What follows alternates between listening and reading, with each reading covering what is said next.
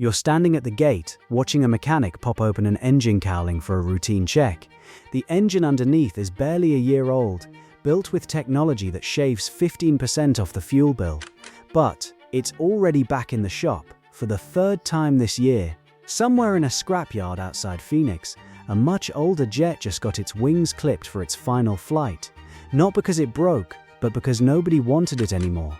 And an engine built in 1964, the same year the Ford Mustang debuted, is still flying commercial routes today, with more hours logged than some airline pilots rack up in an entire career. Here's the part that shouldn't make sense. The newer engine is supposed to be the better one.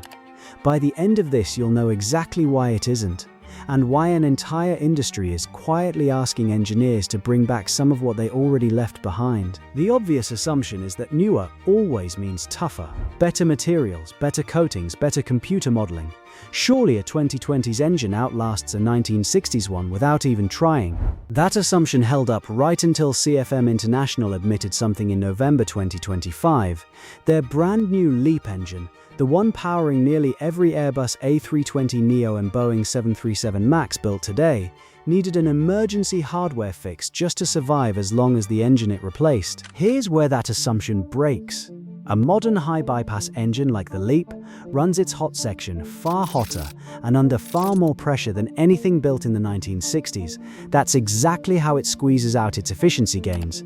But heat and pressure don't just make power, they also cook the metal faster. Picture holding your palm an inch above a stovetop burner versus resting it flat on the pan.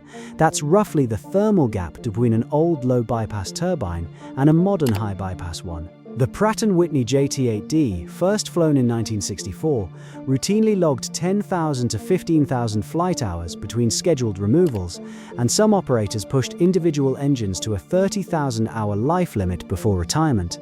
The modern LEAP, by contrast, has needed shop visits every 2,000 to 6,000 cycles, with operators planning around roughly 4,000. That's an engine returning to the shop 3 to 5 times more often than its supposedly primitive ancestor. If this is the kind of thing you want more of, subscribe now. 3 new videos every week. The mechanism goes one layer deeper than heat alone. Every time a modern high-bypass fan spins up, its larger blades and tighter internal clearances expand at different rates than the engine's core. Movements measured in thousandths of an inch, repeated across thousands of takeoffs. Right now you might be thinking a few thousandths of an inch can't possibly matter at 30,000 feet. It does. Those tiny mismatches erode what engineers call EGT margin, the exhaust gas temperature buffer between normal operation and the point that damages the turbine. Once that margin erodes, the engine gets pulled for service long before the older, simpler JT8D would have even blinked. On October 30, 2025, Spirit Airlines filed a motion in a New York bankruptcy court to reject the leases on 87 aircraft, 65 of them A320neos, running this newer generation of engine. The airline wasn't grounding those planes because they were unsafe. It was grounding them because the engines couldn't stay in the air long enough to make the routes profitable.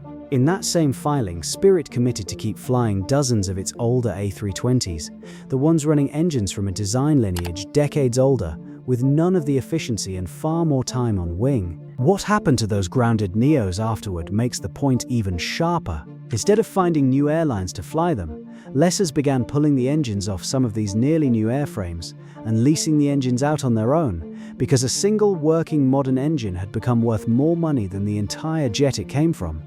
Think about that for a second.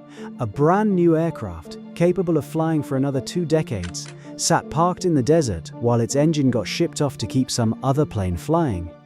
That's not bad luck. That's a direct physical consequence of an engine that can't stay installed long enough to earn out its own airframe.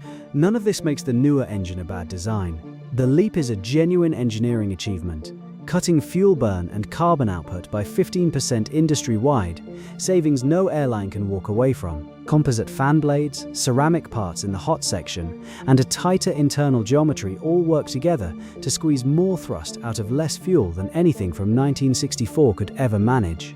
The trade-off isn't carelessness, it's physics. You cannot push heat and pressure that far without pushing the metal closer to its limit too. CFM's engineers know this, and in November 2025 they began shipping a durability kit designed to double the LEAP's time on wing in harsh conditions, an admission, in hardware form, that the old engine had set a bar the new one still hadn't cleared. Every time you buy a plane ticket, this trade-off is baked into the price without you ever seeing it.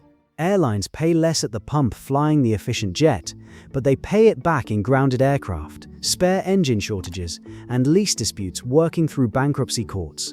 That cost doesn't disappear, it just moves, quietly, from the fuel line to the maintenance hangar, and eventually back to your fare. It also shows up somewhere you'd never think to look: the used aircraft market. Airlines with older, low-bypass jets sitting in storage are suddenly fielding calls from lessors who want those airframes back in service, not for nostalgia, but because a working 40-year-old engine is currently easier to plan a schedule around than a brand new one. An industry built entirely on chasing the newest technology is, for the first time in decades, paying a premium for the opposite. The old engine at the gate wasn't tougher because engineers in 1964 understood metal better than engineers do now.